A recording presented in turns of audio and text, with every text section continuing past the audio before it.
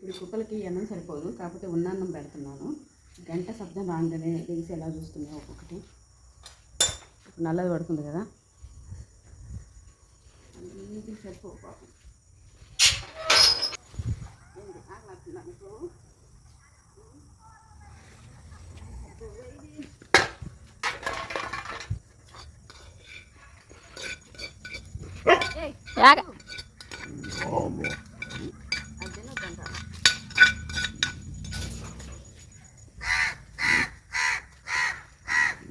ఆకులు కూడా రెడీ అయిపోతాయి అసలు పొద్దున పెట్టిన.